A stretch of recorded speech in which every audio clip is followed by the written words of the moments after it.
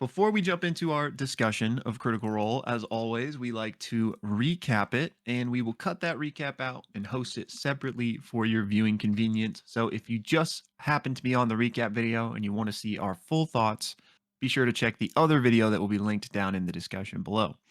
But this is episode 110 of Campaign 3, In the Shadow of War. And we pick up with Bell's Hells basically having just had this communion with the Raven Queen in her temple in Vasselheim. So they're kind of, recuperating from that, leave the temple and are discussing, okay, what should our plans be before we make these final moves? I think as Blake put it last week, the final save point before you're heading into the final boss fight. Like, what do we want to get done here? Imogen does wonder if the Downfall movie has been projected out to the world yet, but they think it hasn't because they think they would probably know for sure if that had happened. But interestingly, Matt does make Laura roll a d20 with no explanation and no further clarification on it. So maybe that was related to her mother. We don't really know. She then sends a message to Keyleth, basically giving her a status report, telling them, what they're up to. They're in the city. And Keyleth responds and says that she's not in the city right now. She is trying to gather her old allies, and one of them is proving difficult to track down, basically. But she lets them know that Lady Allura should be around in the Platinum Sanctuary, and they can, go meet with her. Ashton also asks Keyleth if she knows any way to speak to Titans. And she's like, well, they've been long dead, but perhaps if you go to where the ties to the elements are the strongest in one of the Ashari villages, that'd probably be your best bet. Laudna, however, mentions that, hey, there's a corpse of a Titan right here in this city, so maybe we could try that. After this, Imogen sends a mom to her mother, Liliana, and we find out that Liliana says she has been able to keep lewdness at bay so far in terms of sending out the Downfall movie to everybody. And she says that so far she thinks lewdness still trusts and believes her. The group then head to the Platinum Sanctuary, but on the way they run into Captain Xandis. We finally meet up with them again. We find out that they've only been in town for a few days, but they met Keyleth. They were given a title, Captain Xandis Keybane. And this is because after the events of the Malleus Key, Xandis basically wandered the Hellcatch for 3 days before they were eventually found. And after explaining everything, they were honored with this title and a new ship. And the new ship is called the Key Breaker in remembrance of their old deeds. And Xandis will actually now be leading some of the sky ships on the assault of the Malleus Key due to their knowledge of the area. So everyone kind of catches up a little bit, wishes each other good luck, and then part ways again. So the crew reaches the Platinum Sanctuary, find Allura, kind of, give the situation report on both sides, and they let her know everything that happened in the Feywild and how the Unseelie will probably not be interfering in this battle, hopefully. Allura tells them that the forces are all gathered here in Ank'Harel and also in Whitestone, and they're all prepared. They're basically just waiting for the preparations to teleport them all to the battle, and that Ruidians are preparing on Ruidus as well. The gang basically talks about if they have any final goodbyes they plan on saying, because it's probably now or never type of situation as far as that goes. And finally, Allura says that the Mighty Nine should be arriving within the day for them to meet with, because the Mighty Nine will be escorting them to the central pillar within Gravirus before the two teams split for their respective tasks. So they part ways with Allura for now and say they're going to, do their final things and they'll see her again in a few hours. But Allura does give them a few potions and 400 platinum to help them prepare. So the party then basically splits into two groups. Well, technically three, but two main groups.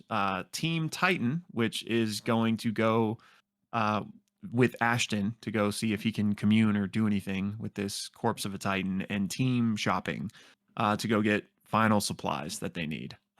So the two teams split into Chetney, Imogen, Orem, and Breus are going to be Team Shopping. and Ashton, Laudna, and Fern are going to be Team Titan. The third group is just Dorian, who goes off on his own for a bit. And there is a really funny moment where Dorian casts Charm Person on Chetney in order to get him to give the party the money so that they can afford the shopping trip. Um, so quickly, Team Shopping goes and finds this shop where they basically find this. They're looking for diamond dust for resurrections primarily. So they're going around, they can't find anything, and eventually they find this shopkeeper who says he doesn't have anything. And then after like some rolls and some coin, find out that this guy is like running an illicit like forgery shop in the back rooms and actually does have diamond dust for them. So for the right price, he hooks them up and they're able to get a bunch of diamond dust. Freyas also buys some art supplies and Chetney buys some drugs, some spice. Meanwhile, Dorian, who is on his own, is kind of strolling through the city amongst all of these encampments where the soldiers are preparing for battle. And he is using his Bard class feature where he is just playing songs as he's strolling through these camps. And he is singing songs about Bell's Hells and their adventures and their victories in an attempt to kind of spread the word of Bell's Hells and these heroes that are, going on this mission to save everybody. And it's this really beautiful moment. We then cut to Team Titan, and we are seeing them approach the Titan, and Ashton gets this feeling in his stomach as he approaches it. He feels connected to it, but also there's something like ominous there. And that's where we go to break on the first half. Great job. So coming back from the break, Team Titan is sort of moving through the Titan, led by Ashton, who has this sort of spectral force that's guiding him along. There's a number of shops and just little areas that have been built out here in the Titan. It's a place where people live and work essentially. And eventually they make their way through some tunnels where there are a number of like runes inscribed on the walls. Laudna does her Eyes of the Runekeeper to realize that these are glyphs that protect the Titan from any kind of necromantic magic, which eliminates that plot thread for us, I guess. And eventually they make their way to a large chamber where Ashton builds a fire and does his, I can't think what it's called, like his earth walking feature where he can like move through earth. Essentially like activates his shard and sinks into the earth, and actually goes like into a trance. Like Fern and Laudna are kind of like, okay, he's doing something. And Ashton, meanwhile, enters sort of like this liminal space where he sees on the horizon a number, I think Matt describes like a crown of mountain peaks that stretch up and face him. And he essentially begins to have a conversation with this primordial essence, for lack of a better phrase, that is clarified to not be the Titan within him. I think he has Comort, or maybe it's Roshan. I can't remember. Excuse me. Sorry. I think it's Comort. Okay. But he begins to have this conversation, and what he's told, he asks, "Who are you?" And they say, "We are the rock and stone. We are this world," which Ashton thinks it's identifying itself as Exandria itself. It goes on to say, "We are lost, scattered, and we are everything." And Ashton basically says, if we can make the gods leave, how do we remake this world? How do we fix what's broken? And the world says back, we've always been, and everything is cyclical. And as this conversation happens, a hand actually stretches up and entombs Ashton. And as it releases, he finds himself looking at this sort of like spectral green gemstone, this eye that sort of hovers in front of him. He grabs it and presses it up against his cloudy eye of his damaged side of his face, and realizes that this is a specter of Comort that is now speaking to him. The specter says, "You are my memory. We are lost, but you are not." And he asks like to show me, like I want to understand. And he gets visions of essentially life before, I guess you could say life before the gods, maybe. But Matt talks about endless chaos and sort of like this beauty in chaos. And rather than Ashton thinking like maybe this was a time of too much chaos, maybe since then there hasn't been enough chaos. Um, Ashton asks, will this world be okay being remade? And the voice says back, it will. And he says, well, what about the people on it? And the voice says, the strong will be able to withstand the world being remade, and those who are not strong enough will be made into something stronger. Ashton comes out of this glimpse and resolves to believe that this world needs more chaos, which seems to be pressing on towards the release Predathos plan. But we'll talk about that after the recap. Fern and Laudner are kind of like, you okay, bud? And he like shares the whole story of what happened as they head down to Shanks, which is kind of like this dive bar, which the party jokingly believe is in the butthole of the Titan. They go down, moving along. They buy a bottle of liquor from this place, and then they go to reunite with the rest of the group. Imogen sort of sending a message and yelling like, "Why are y'all at a bar? Like we're starting this mission." They reunite. Along the way in the street, they come across some Kreen soldiers who is accompanying an older goblin woman in this ornate clothing. This is the Sky Sibyl Miriam, and the Sky Sibyl basically says, hey, for your journey, we have a gift for you from the Kreen dynasty. And within this are 2 crystal vials, which are 2 potions of possibility, which they've had prior to this moment, and a gray glass orb that seems to have a storm inside. Casting the Identify spell, this is the Sphere of Dunamantic Restoration. When it's thrown and shatters, all creatures within 15 feet get half their expended hit dice back. They get 1d4 of their spell slots back up to level 4, and they get the benefits of a short rest, and then this item is destroyed. So they were like, this is going to be a really good, like, oh no, what do we do moment of using this item. They also run into Allura, and they're like, hey, you're supposed to like send us to this, fishing village, right?